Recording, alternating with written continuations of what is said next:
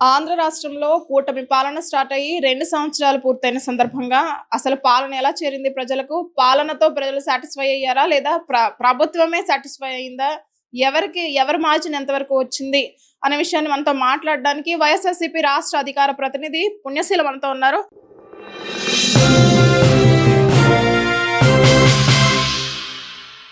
Ma'am చెప్పండి, 2 years పాలన ఎలా ఉంది? మీరు ఒక లైన్‌లో చెప్పండి. పేరు గొప్ప ఊరు దిబ్బలాగా ఉందన్నమాట. ఎందుకంటే వీళ్ళు గద్దెనెక్కే టైంలో ఎలక్షన్స్‌లో ఏ రకంగా ఊదరగొట్టారు అంటే, జగన్మోహన్ రెడ్డి గారు ఇచ్చేటటువంటి ఏ పథకాన్ని కూడా మేము ఆపం. అంతకు మించి రెట్టింపుగానే మీకు అందిస్తాం తప్ప, ఇంకేదో కూడా చేస్తామే తప్ప, మిమ్మల్ని ఎక్కడా కూడా మరి ఈ వాలంటీర్ వ్యవస్థ కానీ, సచివాలయ వ్యవస్థ ఆగిపోతుందన్న అధైర్యం కానీ మీరు పడాల్సినటువంటి అవసరత లేదు. జగన్మోహన్ రెడ్డి రాష్ట్రాన్ని విధ్వంసం చేసేస్తున్నాడు అని చెప్పని ఉన్నవి లేనివి కళ్ళబొల్లి కబుర్లన్నీ చెప్పి మరి ప్రజలకి ఏంటంటే మరి జగన్మోహన్ రెడ్డి గారు ఇచ్చే పథకాలు ఎక్కడా ఆగవు, ప్లస్ రెట్టింపిస్తాము అంటే ఏమాత్రం చేసేస్తారో వీళ్ళు. పాపం మరి ఇప్పుడు వెనకాల తోకలాగా పవన్ కళ్యాణ్ గారు కూడా వచ్చారు. ఆయన కూడా మరి ప్రతి ఒక్కళ్ళకి కూడా చంద్రబాబు నాయుడు గారి మేనిఫెస్టోని పట్టుకొని ఇది నెరవేర్చకపోతే మా కాలర్ పట్టుకుని అడగండి అని చెప్పని అంటున్నాడు కదా. మరి ఏ మాత్రం మనందరికీ చేసేస్తారో అని కొంతమేర ప్రజలు బోర్లా పడితే, కొంతమేర ఈవీఎం మహిమ ఏ రకంగా రాష్ట్రాన్ని ఈరోజు రాష్ట్ర ప్రజలు అతలాతకుతలం అయిపోతున్నారో ఆ యొక్క రిజల్ట్ వల్ల మరి రాష్ట్ర ప్రజలంతా కూడా ఈ రోజున కూడైకి వస్తూ ఉన్నారు. ఎందుకు చెప్తా ఉన్నామంటే, మరి ఎలక్షన్ పోలింగ్ టైంలో వచ్చినటువంటి కౌంటింగ్కి, అలాగే కౌంట్ చేసేటటువంటి టైంకి వచ్చినటువంటి ఆ వేరియేషన్ 49 lakhs ఏదైతే ఉందో, మరి ఈ రోజుకి కూడా ప్రశ్నార్థకంగా ఈ కూటమి యొక్క విజయం అనేది డౌట్ఫుల్గానే ఆంధ్ర రాష్ట్ర ప్రజలు ఫీల్ అవటం జరుగుతూ ఉంది. ఎక్కడా కూడా అమ్మ ఈ రోజున మీరు చూస్తే జూన్ 12 ఈ రోజున చంద్రబాబు నాయుడు గారు మరి ప్రమాణ స్వీకారం చేసినటువంటి రోజు. మరి సిగ్గుండాల, ఎందుకంటే ఎన్ని వాగ్దానాలు ఇచ్చాడో ఒక్కటన్నా తిన్నంగా నెరవేర్చగలిగానా అనేటటువంటి మరి ఆత్మసాక్షి మీద చెయ్యి పెట్టుకుని ఆయన మాట్లాడుకోవలసినటువంటి పరిస్థితి. ఎక్కడికి వెళ్ళినా అసలు పచ్చి అబద్ధాలు, జగన్మోహన్ రెడ్డి గారిని తిట్టటం. మరి ఈసారి జగన్మోహన్ రెడ్డి గారిని మీరు గనక ఎలక్ట్ చేసుకుంటే మేము మళ్ళీ కిందకి పడిపోతాం, మా జీవితాలు వైకుంఠ పాళ్ళైపోతాయి. నీకంత భయం ఎందుకు వస్తోంది అంటే, గ్రౌండ్ లెవెల్లో కూటమి ప్రభుత్వం లిటరల్లీ ఫెయిల్యూర్ అయ్యింది అన్న విషయం చంద్రబాబు నాయుడు గారికి, పవన్ కళ్యాణ్ గారికి తెలుసు. అంతకుమించి లోకేష్కి కూడా తెలుసు. కానీ వాళ్ళ ముగ్గురు కూడా త్రిమూర్తుల్లాగా ఆంధ్ర రాష్ట్రానికి వాళ్ళ కింద ఉన్నటువంటి వాళ్ళందరూ కూడా దాచుకుందాం అనేటటువంటి క్యాప్షన్స్లో ఒక్కొక్కళ్ళు బారులు తీరితే, ఒక్కొక్కళ్ళు ఆ టీమ్స్కి కెప్టెన్లు లాగా వ్యవహరిస్తూ దారులు తెరిచి తమాషాలు చూస్తూ ఉన్నారు. ఈ రోజుకి కూడా ఎక్కడ చూడమ్మా అవినీతి దందాలు, ఎక్కడ చూడు దాచుకుందాం అనేటటువంటి కాన్సెప్ట్లు, ఏ అక్కర్లేని కార్యక్రమాలు సెలబ్రేట్ చేస్తూ దాని మీద 100,000 కోట్ల రూపాయల వెచ్చింపు. ఒక ఆరోగ్యశ్రీకి బకాయిలు తీర్చడానికి రాష్ట్ర ప్రభుత్వం దగ్గర డబ్బులు లేవు, ఒక ఫీజు రియంబర్స్మెంట్ క్లియర్ చేయడానికి రాష్ట్ర ప్రభుత్వం దగ్గర డబ్బులు లేవు, మెడికల్ కాలేజీలు కట్టడానికి రాష్ట్ర ప్రభుత్వం దగ్గర డబ్బులు లేవు. నిన్నగాక మొన్న స్టీల్ ప్లాంట్ బాధితులకి ఎంతమంది ఉంటారమ్మా? 10 మంది చనిపోయినట్టున్నారు. ఆ 10 మందికి 10 కోట్లు అనౌన్స్ చేయలేకపోయారా? 10 కోట్లు అనౌన్స్ చేయలేకపోయిందా ఈ కూటమి ప్రభుత్వం? ఆనాడు ఎల్జీ పాలిమర్స్ విషయంలో మరి జగన్మోహన్ రెడ్డి గారు స్పాట్లో చనిపోయిన వ్యక్తి కుటుంబాలకి మరి ₹1,00,00,000 ఇవ్వటం జరిగింది. ఆ ₹1,00,00,000కి మరి ఇదే చంద్రబాబు నాయుడు, అదే పవన్ కళ్యాణ్ గారు ఏమని మాట్లాడారంటే, ఈయన గారేమో ₹1,00,00,000 ఇస్తే మనిషి వస్తాడా అని ఈయన, ₹1,00,00,000 ఇంకొంచెం ఇస్తే బాగుండేదేమో ఆలోచించచ్చు కదా జగన్ గారు అని ఆయన చాలా గొప్పగా డప్పాలు చెప్పారు కదా. మరి అలాంటి సిచ్యువేషనే నీ ప్రభుత్వ హయాంలో సంభవిస్తే ఎక్కడ 10 లక్షలు వాళ్ళకి ఏ మూలకి సరిపోతాయని మీరు అనౌన్స్ చేశారు? నిజంగా జగన్మోహన్ రెడ్డి గారు వారం రోజుల్లో కలెక్టర్ గార్ల చేత అక్కడ ఉన్నటువంటి మరి మా ఎంపీలు, ఎమ్మెల్యేలు వాళ్ళందరి సమక్షంలో విత్ ఇన్ 1 వీక్లో వాళ్ళకి చెక్కులు అందించడం జరిగింది. అక్కడ అటువంటి సువర్ణ పాలన ఎక్కడ, ఇలాంటి రాక్షస పాలన ఎక్కడ? సిగ్గుండాలి ఇంకా. మేం వెన్నుపోటుకి 2 ఏళ్ళు అంటూ వీళ్ళు చేసినటువంటి దగాకి, మోసాన్ని మరి ప్రజల ముందుకు తీసుకెళ్తూ, మరి ప్రజల్లో ఉన్నటువంటి ఆ యొక్క కోపావేశాల్ని ప్రభుత్వానికి కనపడేలాగా చేస్తుంటే, ఇప్పటికైనా వాళ్ళకి మంచి చేయడానికి ప్రభుత్వం ఏదన్నా ఆలోచన చేస్తుంది అని మేం ప్రయత్నం చేస్తుంటే, రాక్షస పాలన అంతమైపోయి 2 ఏళ్ళు అంటూ సిగ్గు లేకుండా బ్యానర్లు పట్టుకొని రోడ్ల మీదకి వస్తా ఉన్నారు. ఇది ఎంత దరిద్రమైనటువంటి వ్యవహార శైలో ఈ కూటమి ప్రభుత్వానికే చెల్లుబాటు అయిపోతోంది. వాళ్ళకి భయం మొదలైంది, కౌంట్ డౌన్ కూడా స్టార్ట్ అయిందన్న విషయం వాళ్ళకి అర్థమైంది. కాబట్టే ఎక్కడికి వెళ్ళినా చంద్రబాబు నాయుడు గారు మాకు ఓటేయటం మర్చిపోకండి, మాకు ఓటేయటం మర్చిపోకండి అని, మరి ఇటు చూస్తేనేమో పవన్ కళ్యాణ్ గారు 15 ఏళ్ళు అని డప్పు కొడతా ఉన్నారు. మ్యామ్ అసలు ఈ 2 ఇయర్స్ సమ్మరీ చూసుకుంటే రప్ప రప్ప అనే డైలాగు సంచలనం సృష్టించింది. ఏది మీ కార్యకర్త, ఒక కార్యకర్తని హైలైట్ చేశారా వీళ్ళు, లేదా నిజంగా ఇటువైపు అంత తప్పు ఉందంటారా? అసలు రప్ప రప్ప అనడం, కారు కింద పడడం, సత్యం ఇది ఇవే 2 ఏళ్ళు సమ్మరీగా సాగిపోయింది. ఏమంటారు? నెక్స్ట్ 2 ఇయర్స్ లో ఇలాంటి హైప్ ఇంకేమి ఇస్తారు వాళ్ళకి అవకాశం? మీరు మేము అవకాశం ఇచ్చామని మీరు అనుకుంటున్నారు, కొండను దవ్వి ఎలకను పట్టారని మేం చెప్తా ఉన్నాం. అర్థమవుతుందా మీకు?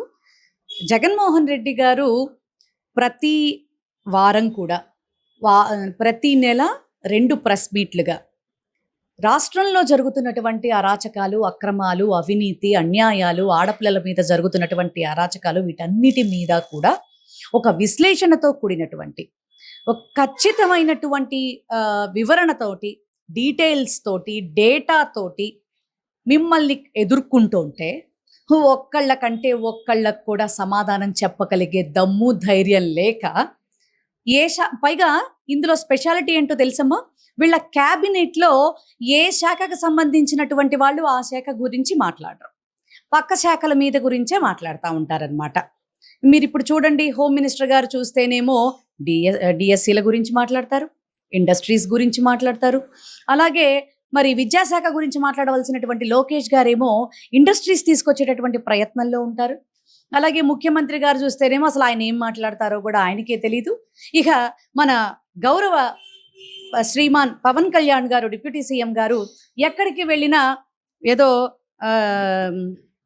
ఏదో ఉంటుంది, విగ్రహ పుష్టి నైవేద్య నష్టి అనేటటువంటి సామెత ఉంటుందమ్మా. వెళ్ళడానికి వెళ్తారంతే. నాకు దీని మీద అవగాహన లేదు, దాన్ని చేయగల సమర్థత లేదు, నేను ఎందుకు వచ్చానంటే జగన్మోహన్ రెడ్డి గారిని తిట్టడానికి అని పచ్చిగా ప్రజల ముందు ఒప్పుకుంటూ తన్ని తాను దిగజారు చేసుకోవటానికి మీడియా ముందుకు వస్తూ ఉంటారనమాట. ఇది కూటమి ధర్మంగా సాగిపోతా ఉన్నటువంటి పరిస్థితి. మ్యామ్ అసలు ఒక జగన్ గారి పర్యటనకు వస్తే లక్షల్లో ప్రజలు వస్తున్నారు, రమ్మంటే రావట్లేదు, నిజంగా అభిమానం తెలుస్తుంది. సరే, ఓటమికి కారణం వాళ్ళు ఏదో మ్యానిపులేట్ చేశారు అంటాం పక్కన పెడితే, ఎక్కడ మీ స్ట్రక్చర్లో ఫెయిల్యూర్ మీరైనా మాట్లాడుకుంటారు ఇంటర్నల్ మీటింగ్స్లో, మీకు ఏమని పాయింట్ రైజ్ అయింది? అమ్మ, మేమైతే చెప్తా ఉన్నాం, అడగందే అమ్మైనా అన్నం పెట్టదంటారు. కానీ జగన్మోహన్ రెడ్డి గారు ప్రజలకి ఎంతో చేసి చెప్పుకోలేకపోయారమ్మా. మామూలుగా అయితే ఏదైనా మనం ఒక దానం చేస్తే కుడి చేతితో చేస్తే ఎడం చేతికి తెలియకూడదు అనేటటువంటి నానుడు ఉంది. కానీ రాజకీయానికి అది పనికిరాదు అని జగన్మోహన్ రెడ్డి గారికి చాలా సుస్పష్టంగా అర్థమైంది. ఎందుకంటే ఆయన నమ్మింది ఏంటంటే, చేసే పనిలో నిజాయితీ ఉంటే పైన భగవంతుడు చూస్తాడు, అందుకున్నటువంటి ప్రజలు మోసం చెయ్యరు అనేటటువంటి ఒక చిత్తశుద్ధితో కూడినటువంటి నమ్మకాన్ని ఆయన ఏర్పరచుకుని ఆయన మరి అలా ముందుకు పోవటం జరిగింది. కానీ ఈ రోజున చంద్రబాబు నాయుడు గారిని మనం ఏదో ఒక విషయంలో మనం ప్రతిదానికి మాట్లాడుతున్నాం, ఆయన చేసేది గోరంతా, చెప్పుకునేది కొండంతా అని చెప్పని. అది మా జగన్మోహన్ రెడ్డి గారు చేయలేదు ఎప్పుడు కూడా. ఇప్పుడు మీకు ఎగ్జాంపుల్ ఒక్కటే చెప్పి కంక్లూడ్ చేస్తా. అమరావతి ఉంది, ఇంతవరకు బేసిక్ స్ట్రక్చర్సే ఎక్కడా కూడా ఇంతవరకు ఏదో ఒక హైకోర్టు బిల్డింగు, దాని వెనకాల 2 బిల్డింగులు చూపించేసుకుని ఇదే పెద్ద అమరావతి అని చూపించేస్తా ఉన్నారు. కానీ మరి మునిగిపోతున్నటువంటి అమరావతి ప్రాంతాన్ని మాత్రం వాళ్ళు ఎక్కడా చూపించినటువంటి పరిస్థితి. కానీ అమరావతి ఆవకాయ, అమరావతి దోసకాయ అనుకుంటూ మరి కార్యక్రమాలు పెట్టేస్తున్నాడా? వందల కోట్లు నాశనం చేస్తున్నాడా? మరి అటువంటి ఆర్భాటపు పనులు జగన్మోహన్ రెడ్డి గారు అనవసరంగా ప్రజల సొమ్ము ఖర్చు పెట్టకూడదు అనుకున్నాడు. అలాగే ఖర్చు పెట్టాడు. ప్రభుత్వపు సొమ్ము మీద ప్రజలకి మాత్రమే హక్కు ఉంటుందనుకున్నాడు. ప్రతి రూపాయికి జవాబుదారీతనం ఉండాలనుకున్నాడు. 3,30,000 కోట్ల రూపాయలు ఆయన టైంలో 5 ఏళ్లకి ఆయన అప్పు చేస్తే ఆ అప్పులు ఎంతెంత నిజంగా లిటరల్లీ నేను చాలా ప్రౌడ్గా చెప్తానమ్మా. 19 to 24 జీడిపి రేట్స్ ఎలా ఉన్నాయి? జగన్మోహన్ రెడ్డి గారు ఆ టైంలో పెట్టినటువంటి ఖర్చు ఎంత, నామ్స్ ప్రకారంగా మరి బ్యాంక్స్ దగ్గర నుంచి తీసుకొచ్చినటువంటి అప్పులు ఎంత, వీటన్నిటిని కూడా మీరు ఆర్టీఏ ప్రకారంగా కనుక తీసుకొచ్చుకుంటే నిజంగా జగన్మోహన్ రెడ్డి గారు ప్రతి రూపాయికి ఇంత బాగా తరాన్ని చూపించాడా ప్రజలకి అని మాకే నిజంగా ఇటువంటి నాయకుడి కింద మాకే పదవులు ఉన్నాయి, మాకే పదవులు లేవు, భవిష్యత్తులో మేమేమవుతాం అనేది పక్కన పెట్టేస్తే ఒక నీతి నిజాయితీ ప్రజలకు జవాబుదారీతనం ఉన్నటువంటి నాయకుడి కింద ఒక సైనికురాల్లా పనిచేయటం నేను చాలా గర్వంగా ఫీల్ అవుతున్నాను. మీరు అన్నారు జగన్ గారు చేసిన పని చెప్పుకోలేదు అని. ఈ జగన్ గారికి ప్రజలకి మధ్య వాలంటీర్ వ్యవస్థ ఒక కవచంలో అడ్డుపడిపోయిందంటారా? అంటే ప్రతి సంక్షేమానికి మీకు ఎలా ఉంది అండి, మీకు అందినయ్యా అనేది మీ నాయకులు వెళ్లకుండా వాలంటీర్తో చేపించేయడం. వాలంటీర్ల కనెక్షన్ వల్ల మీతో ఉన్న కమ్యూనికేషన్ ప్రజలకు తగ్గిపోయిందా? First question. అదే రియలైజ్ అయ్యి ఈ ప్రభుత్వం ప్రతి ఎమ్మెల్యేకి ఇప్పుడు ఒక ఛానల్ ఉంది, ప్రతి ఎమ్మెల్యేకి ఒక యూట్యూబ్ ఛానల్. జనరల్గా మాతో పనిలేదు ఇప్పుడున్న ప్రభుత్వానికి, వాళ్ళకంటూ పర్సనల్ మీడియా ఉంది. అది తెలుసుకునే వీళ్ళు ఇంకా ఎక్కువ ప్రొజెక్షన్ మీద కాన్సన్ట్రేషన్ పెట్టారా? అమ్మ నేనైతే ఒక మాట చెప్తా ఉన్నా, జగన్మోహన్ రెడ్డి గారు ఆ వ్యవస్థని తప్పుపట్టడం కాదమ్మా, ఆ వ్యవస్థలో కొన్ని లోపాలు ఉన్నాయని ఇప్పుడిప్పుడే కొంత గ్రహించడం జరుగుతోంది. ఎందుకంటే మేము స్వార్థంగా ఆలోచించలేదు, జగన్మోహన్ రెడ్డి గారు కూడా స్వార్థంగా ఆలోచించలేదు. ఓటు వెయ్యక ముందు, ఎలక్షన్ జరగక ముందే నువ్వా నేనా అన్న పోటీ ఉండాలి. కానీ ఎలక్షన్స్ అయిపోయి మనం ముఖ్యమంత్రి అయ్యి మనకి ప్రజలు 151 సీట్లు మనకి ఇచ్చేసిన తర్వాత, మనం 51% మనం గెలిచిన తర్వాత ప్రజలంతా ఒక్కటే, నాకు ఓటు వేసిన వాడు ఒక్కటే, ఓటు వెయ్యని వాడు ఒక్కటే అనేటటువంటి నినాదంతో ఆయన ఏం చేశారంటే ఈ యొక్క సంబంధిత వాలంటీర్ వ్యవస్థకు సంబంధించినటువంటి నోటిఫికేషన్స్ కానీ, సచివాలయ వ్యవస్థ నోటిఫికేషన్ కానీ మేము చాలా ప్రౌడ్గా చెప్పుకుంటాం. చాలా ట్రాన్స్పరెన్సీగా ఎవరి రికమెండేషన్లు కూడా లేకుండా పెట్టుకున్నవాడు వైఎస్ఆర్సీపీ అభిమాన, లేదా జనసేన అభిమాన, లేదా టీడీపీ అభిమాన అనేది జగన్మోహన్ రెడ్డి గారు ఎక్కడా కూడా చూడటం జరగలేదు. చాలా నిష్పక్షపాతంగా చూడటం జరిగింది. కాకపోతే ఏంటంటే నైతికంగా కొంత ప్రతి మనిషికి కూడా కొన్ని బుద్ధులు అనేవి ఉంటాయి కదా. వాలంటీర్ వ్యవస్థ కూడా ఈ యొక్క కూటమి యొక్క ప్రలోభాలకి లొంగిపోవటం, ఇలాంటి వాటి వల్ల మరి ఇబ్బంది వచ్చిందే తప్ప ఆ వ్యవస్థ తప్పు కాదమ్మా. ఎందుకంటే ఏ ముఖ్యమంత్రి కూడా, ఎందుకంటే అంత గొప్పగా ఆలోచించి ప్రతి ప్రభుత్వ పథకం కూడా ప్రజల ముంగిట్లోకి తీసుకువెళ్ళటానికి ఇంత గొప్పగా ఆలోచన చేసేటటువంటి ఆలోచన ఏ ముఖ్యమంత్రి ఇక ముందు చెయ్యబోడు అనేది మాత్రం సుస్పష్టమైనటువంటి విషయం. జగన్ గారు మళ్ళీ పాదయాత్ర స్టార్ట్ చేస్తారంట, ఎప్పటి నుంచి, దాని ఏంటి వివరాలు ఏంటి? 2027 most probably October to November మధ్య నుంచి మళ్ళా ప్రజా సంకల్ప యాత్ర అన్న పాదయాత్ర ప్రారంభం కానుందని ఇటీవలే మరి మా పేర్ని నాని సార్ కూడా డిక్లేర్ చేయడం జరిగింది. సో అన్న కూడా సిద్ధమవుతా ఉన్నారు. మరి రాష్ట్ర ప్రజలు, ఎందుకంటే ప్రజా సంకల్ప యాత్ర నిజంగా జగనన్నని ఏ విధంగా నిలబెట్టిందో, మొన్న కూడా అమ్మ, ఎందుకంటే ఈ ఎస్టిమేట్ చేసేటటువంటి ఈ ఛానల్స్ ఏవైతే ఉంటాయో అవన్నీ కూడా వాళ్ళు లిటరల్లీ తర్వాత తెలిసింది ఏంటంటే జగన్మోహన్ రెడ్డి గారికే 125 to 134 సీట్స్తో అసలు గెలుపు జగన్మోహన్ రెడ్డి గారిదే, అసలు కూటమిది కాదు అని డిక్లేర్ చేసినాయి. కానీ జరిగింది వేరే.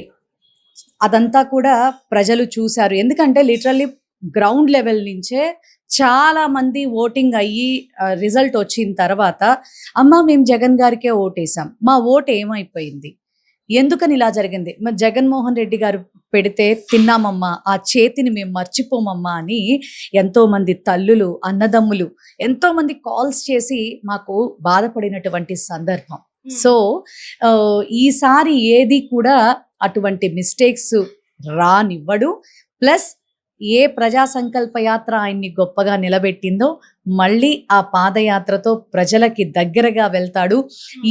ఈసారి అంటే మా అన్న చెప్పినట్టుగా, ఎందుకంటే కార్యకర్తలు కూడా పోయినసారి కొంత డల్ అయినటువంటి పరిస్థితి, కొంత ఇంపార్టెన్స్ ఇవ్వలేకపోయింది. ఎందుకంటే అది మా నాయకులే, మరి శ్రీ జగన్మోహన్ రెడ్డి గారే కొంత ప్రజలకి మంచి చేస్తే మనకి మంచి జరుగుతుంది, మన వాళ్ళందరూ కూడా బాగుంటారు, అందులో మన వాళ్ళు కూడా ఉంటారు అన్న ఆలోచనతో కొంత కార్యకర్తల్ని నేను పక్కన పెట్టాను. అదైతే వాస్తవంగా జరిగిపోయిందని వారంతట వారే ఒప్పుకున్నటువంటి సందర్భంలో ఈసారి ప్రజా సంకల్ప యాత్రలో ప్రజలకి దగ్గరగా వెళ్ళడమే కాకుండా ఇటు ప్రజలని ఆ తర్వాత ఆ సమస్యల్ని సాల్వ్ చేసేటటువంటి నేపథ్యంలో అటు వాళ్ళకి జవాబుదారీతనంతో ఉండటంతో పాటు at the same time party నేతలు కార్యకర్తల్ని కూడా ఎంత జాగ్రత్తగా నడుపుకోవాలి అనే దాని మీద కూడా జగన్ గారికి సుస్పష్టమైనటువంటి ఒక విజన్ ఉంది.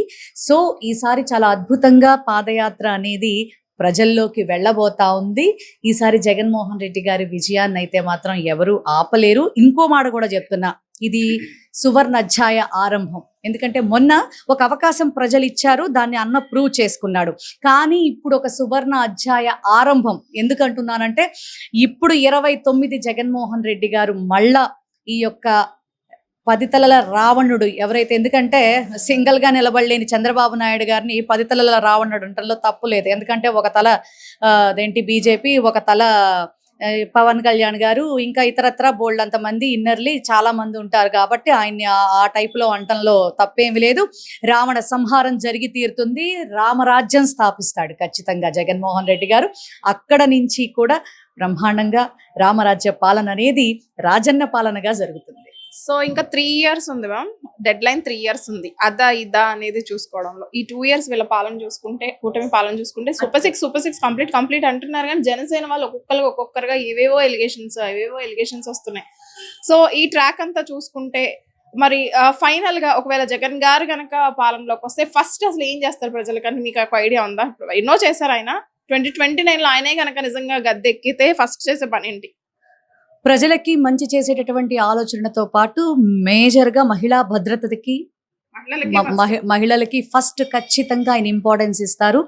రాష్ట్రం క్షేమంగా ఉండటం కోసం, రాష్ట్రంలో ఉన్న మహిళలు భద్రంగా, ఆడబిడ్డలు ముందుకు ఎదగటం కోసం ఖచ్చితంగా, ఎందుకంటే 33% రిజర్వేషన్ కోసం సపోర్ట్ చేసి గొప్పగా నిలబడినటువంటి వ్యక్తి. అట్ ద సేమ్ టైం బీజేపీని పార్లమెంట్లో మా మిథున్ రెడ్డి గారి ద్వారా ఎంతో ఉన్నతంగా, మీరు మహిళా రిజర్వేషన్ మీద మీకు చిత్తశుద్ధి ఉంటే మీరు ఈ డీలిమిటేషన్ని లింకప్ చేసేవారు కాదు, ఇది కరెక్ట్ కాదు, ఆ డీలిమిటేషన్ వల్ల ఆంధ్ర రాష్ట్రానికి, సో సౌత్ ఇండియాకి సంబంధించినటువంటి దక్షిణాది రాష్ట్రాలు ఏవైతే ఉన్నాయో వాటన్నిటికీ ఇబ్బంది అవుతుంది, కానీ దీని మీద ఒక నిర్ణయం చేయాల్సినటువంటి పరిస్థితి ఉంది, దీనిలో లోటుపాట్లు ఉన్నాయి, దానికి రిజర్వేషన్ ని యాడ్ చేయటం అనేది కుట్రలో భాగం అండి, ఇది కరెక్ట్ కాదు, మహిళా రిజర్వేషన్ కి మేము సమ్మతమే అంటూ మాదైన గొంతుకని మేము పార్లమెంట్ ద్వారా ఆంధ్ర రాష్ట్రానికి, మరి ఇండియాకి రిప్రజెంట్ చేస్తూ కూడా మేము పార్లమెంట్ లో మేము చెప్పటం జరిగింది. అది మా చిత్తశుద్ధమ్మ ఖచ్చితంగా. సో కాబట్టి మహిళా భద్రతలో, మహిళల్ని కాపాడటంలో, మహిళల్ని ముందుకు నడిపించటంలో మా అన్నకి మించినటువంటి గొప్పవాడు ఇంకొకళ్ళు లేడు. Thank you ma'am. సో ఈ 2 సంవత్సరాల కూటమి పాలనలో నిజంగా ప్రజలకు ఒరిగింది ఏమీ లేదు. పైకి మాత్రమే సూపర్ 6 పథకాలు అంటున్నారు. కానీ నిజంగా 2029లో మళ్ళీ జగన్ గారే ముఖ్యమంత్రిగా వస్తారు. ఆయన వస్తే ఖచ్చితంగా మళ్ళీ ఫస్ట్ ప్రయారిటీ మహిళలకే ఇస్తారని చెప్తున్నారు పుణ్యశీల గారు. సో చూద్దాం మరి. ఈ 2 years కంప్లీట్ అయింది సక్సెస్ఫుల్ గా అని కొన్ని వర్గాలు అంటుంటే, ఈ 2 years అంతా డ్రాబ్యాక్ గానే అయింది, ప్రజల్ని అమాయకులను చేశారనే విషయం కూడా వెలువడుతుంది. సో ఈ నేపథ్యంలో చూద్దాం. వీడియో జర్నలిస్ట్ కిరణ్ తో అనుష, ఆంధ్రప్రభ, విజయవాడ నుంచి.